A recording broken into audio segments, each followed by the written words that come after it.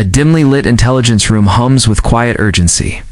Large digital screens glow against the darkness, casting blue and red light across the tense faces of analysts who sit frozen in concentration. Of data flicker constantly maps, coordinates, trajectorized, yet something feels incomplete. The air is heavy with unanswered questions. No one speaks loudly. Even whispers feel too sharp for the silence. Each passing second stretches longer than the last, as if time itself is waiting for something to be revealed. The is evolving, but not in ways anyone fully understands yet. On one central screen, single question dominates everything else. Why no cruise missiles? The words glow in a stark, almost haunting contrast against the dark interface. An analyst leans forward, pointing at the display, while others exchange uncertain glances. Around it, diagrams of different weapon systems rotate slowly: ballistic missiles, drones, airstrike patterns, but one category remains dim, almost ghost-like in its absence. It is not that the weapon doesn't exist. It is that it has not been used. And in war, absence can be more terrifying than presence. Cut to the battlefield itself, chaotic, loud, and unforgiving. Explosions tear through the smoke, rising in thick black clouds that swallow the horizon. Missiles streak across the sky, leaving blazing trails behind them, each one carrying destruction toward its target. Yet even here, amid all the noise and fire, something is missing. The sky feels strangely incomplete, as if a key piece of the arsenal has been deliberately held back. It's a silence hidden inside chaos. It's a gap that only the trained eye can notice. Back in the intelligence feed, a detailed rendering of a cruise missile rotates slowly on screen. Its sleek body, low altitude, flight capability, and precision targeting systems are highlighted in glowing overlays. Labels describe its efficiency against naval targets, its ability to evade detection, is to strike with devastating accuracy. It is, by all measures, one of the most effective tools for maritime warfare, and yet it has not been deployed. The question grows heavier. Why would such a weapon remain unused at a time like this? The answer may lie far from the battlefield, hidden beneath layers of reinforced earth and secrecy. Deep underground, inside a heavily fortified bunker, rows of cruise missiles sit in perfect alignment. Dim industrial lights flicker overhead, reflecting off cold metallic surfaces. The atmosphere is still, controlled, almost untouched by the chaos above. Guards move slowly through the shadows, their presence barely noticeable. This is not a place of action. These oil It is a place of precise formation. These weapons are not forgotten. They are being saved, somewhere else, in a quiet military command room. A senior officer stands motionless before a massive digital map.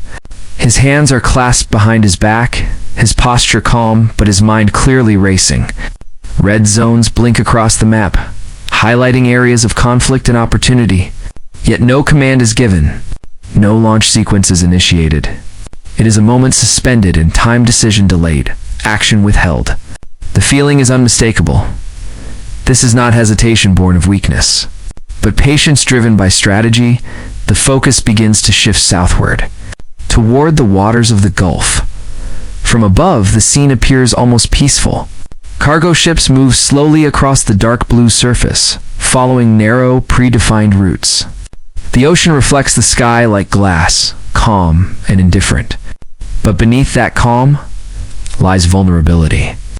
These routes are not wide. They are tight corridors, carefully navigated paths that leave little room for error. And in war, narrow spaces become pressure points. A global map overlays the scene, glowing lines stretching across continents. These are the arteries of international trade, connecting distant economies through a web of maritime routes. At the center of this network lies a critical, the Strait of Hormuz. The camera zooms in slowly, revealing just how narrow this passage truly is. Massive ships appear almost oversized within it, moving cautiously as if aware of that surrounds them. Here, the strategic picture becomes clear. If cruise missiles were to be used, this is where they would matter most. The unfolds visually a missile flying low over the surface of the water. Barely visible against its path and silent.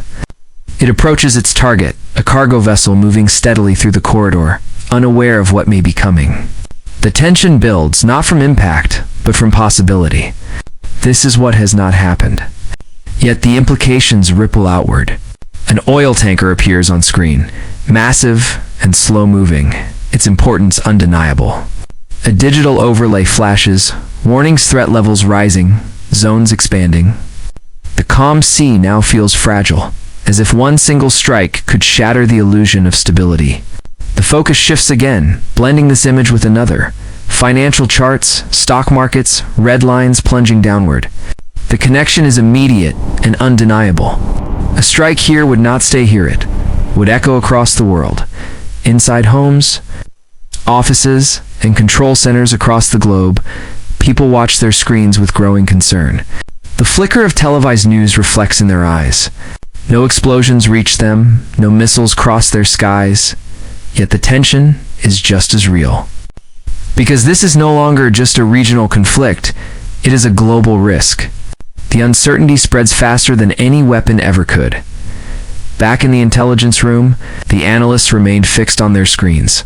The question still lingers, heavier now than before. Their faces are lit by the same glow, but their expressions have changed. There is realization now, mixed with unease. They are not just observing events. They are watching a strategy unfold, one that is defined as much by what is not happening as by what is. The final image lingers on the Gulf at night. The water is dark, almost black, with only faint reflections of distant lights. Ships continue to move slowly, unaware, or perhaps simply unable to change their course. Somewhere in the distance, a subtle red glow touches the horizon. Not an explosion, not yet, but a warning. The kind that doesn't announce itself loudly, but stays quietly.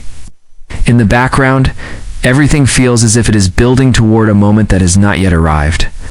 The missiles remain unused. The command remains unspoken. There remains calm. But beneath it all lies a tension that refuses to fade, a sense that what has been held back may one day be unleashed. The impact will not be limited to one place, one country, or one.